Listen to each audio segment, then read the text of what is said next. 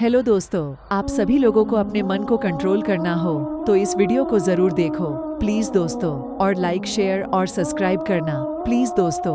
एक बार की बात है, एक आदमी के जीवन में सिर्फ दुख ही दुख थे।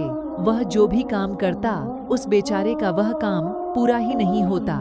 घर में आता तो घर में क्लेश बना रहता, किसी से कोई मदद मांगता तो कोई उसकी मदद नहीं करता। ऐसा लगता था कि चारों तरफ से उसके ऊपर दुख का पहाड़ टूट पड़ा है। उसे समझ नहीं आ रहा था कि मैं इन दुखों से कैसे पार पाऊं। वह दिन रात यही सोचता रहता था कि अपने दुखों से छुटकारा कैसे पाना है। इसी कारण से वह रात में सो भी नहीं पाता था। उसकी आंखों के नीचे बड़े बड़े काले घेरे बन गए थे, जो इस बात का प्रतीक थे कि वह आदमी कितना दुखी है और कितना चिंतित है। कभी कभी तो उसके मन में आत्महत्या करने के भी ख्याल आ, लेकिन अपने परिवार की चिंता करके वह यह कदम नहीं उठा पाता। वह इतना दुखी हो गया कि उसने निर्णय किया कि वह इन दुखों से छुटकारा पाकर ही रहेगा। इसके लिए चाहे उसे कितनी ही मेहनत करनी पड़े, कुछ भी करना पड़े, चाहे अंगारों पर चलना पड़े, लेकिन इन दुखों से छुटकारा हासिल करके रहेगा।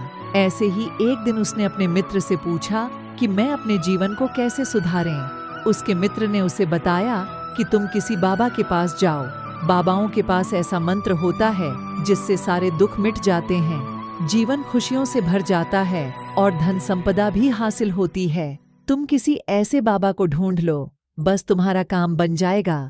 उस आदमी के मन में यह बात पूरी तरह से पक, और इसीलिए उसे किसी भी बाबा के बारे में पता चलता तो वह उस बाबा के पास पहुंच जाता, उस बाबा को अपनी समस्या बताता और उससे उसका समाधान पूछता और कहता कि बाबा मैं कुछ भी करने के लिए तैयार हूँ, लेकिन मेरी इन समस्याओं से मुझे छुटकारा दिला दीजिए। आप जो कहेंगे मैं वह करूँगा, लेकिन मेरे जीवन को सुधार दीजिए। बाबा उसे कुछ टोने टोटके बताते थे करने के, और बदले में दान दक्षिणा ले लेते थे कि यह टोना टोटका करने के बाद तुम्हारे घर में सुख शांति बनी रहेगी। बस इस टोटके को पूरी विधि के साथ करना।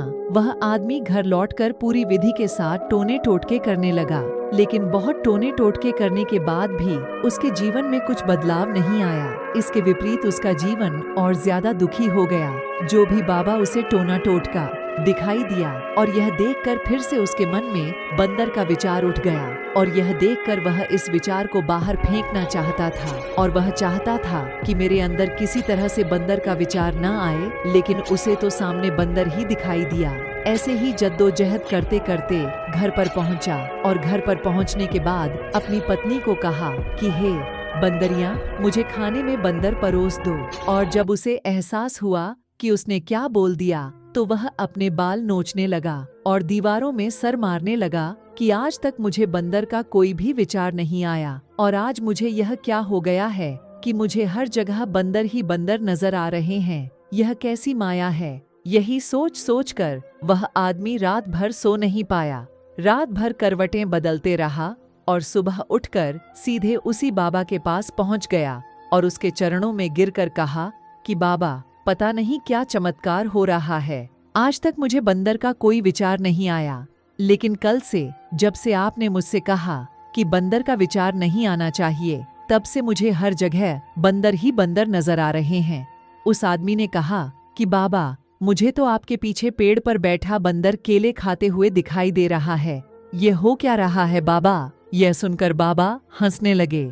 हाँ हाँ हाँ हाँ, बच्चा मन का जाल एक ऐसा जाल है जिसे समझ पाना इतना आसान नहीं है। बंदर तो तुम्हारे रास्ते में पहले भी आते थे। जब तुम मेरे पास आए थे तो इन्हीं पेड़ों पर यह बंदर घूम रहे थे, लेकिन तब तुम्हारे ध्यान में यह बंदर नहीं था। तब तुम्हारे ध्यान में सिर्फ दुख थे। इसके बाद बाबा ने उसे बताया कि बच्चा, हम जिस चीज से भी दूर भागना चाहते हैं, वही चीज हमारे मन में बहुत गहरे में और हमारे अंतर्मन में समा जाती है। असल में हम जिस चीज से छुटकारा पाना चाहते हैं, उससे छुटकारा इसीलिए पाना चाहते हैं कि वह हमारे साथ बहुत गहरे से जुड़ी हुई है, और हम जितना ही उससे छुटकारा पाना चाहते हैं, वह उतनी ही गहरी हमारे मन में बैठती चली जाती है और आखिरकार हमारे अंतर्मन में छा जाती है।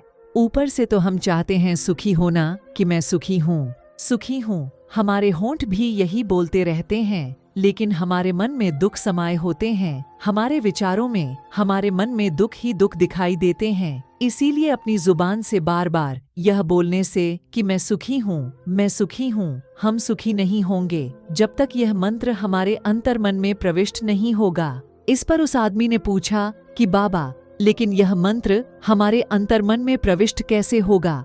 यह सुनकर बाबा ने कहा कि बच्चा, अपने दुखों से लड़ना बंद कर दो।